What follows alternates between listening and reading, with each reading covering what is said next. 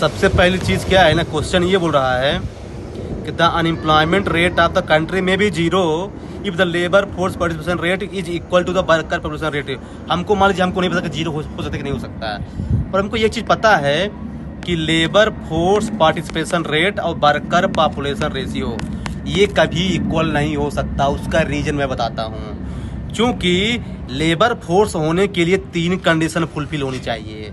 पहली कंडीशन ये है कि वो काम करने के लिए तैयार हो। दूसरा, वो अभी काम करने के लिए रेडी भी हो, मतलब कि अवेलेबल भी हो, पता लगे अमेरिका में घूम रहा है। थर्ड, कि वो जॉब को सर्च करता रहो। जैसे आप जो है ना, आप लेबर फोर्स के अंदर नहीं आएंगे क्योंकि आप अभी पढ़ाई कर रहे हैं, आप सर्च नहीं कर रहे हैं। पहली बात। हाँ, आप अनएम्प्लॉयमेंट के अंदर आ सकते हैं, बट लेबर फोर्स के अंदर नहीं आएंगे। लेबर फोर्स के अंदर वही आएगा जो जॉब को सर्च कर रहा है। हाँ, तो फिर ये बताइए, फिर अनएम्प्लॉयमेंट रेट कैसे जीरो हो सकता है जब उसके अंदर वो वाला पार्ट आ ही नहीं रहा है कि जो है ना, मतलब जो है ना कि जो सर्च नहीं कर रहा है। तो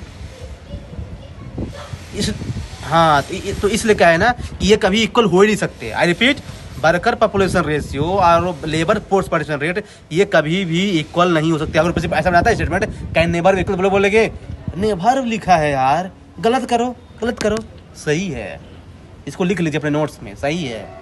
हाँ, और दूसरी चीज़ कि लास्ट 5 ईयर में जो है ना, अर्बन एरिया में अनएम्प्लॉयमेंट बढ़ा है as compare to rural area. उसका रीज़न बताता हूँ मैं। क्योंकि अर्बन एरिया में क्या है ना कि आया है डिसरप्टिव टेक्नोलॉजी, मतलब कि रोबोट ऑटोमेशन हो गया है सर्विस सेक्टर में। तो क्या है ना कि बहुत सारी कंपनी जो है ना अपने वर्कर को ले ऑफ कर रही हैं। लेकिन रूरल में जिंदाबाद एग्रीकल्चर, तो वहाँ तो लोग लग ही जाएंगे, भले डिसगाइज्ड अनएम्प्लॉयमेंट हो। ये रीज़न है। तो यानी कि ये सब मेंस का भी टॉपिक है, आपको पता होना चाहिए बेसिक चीज़।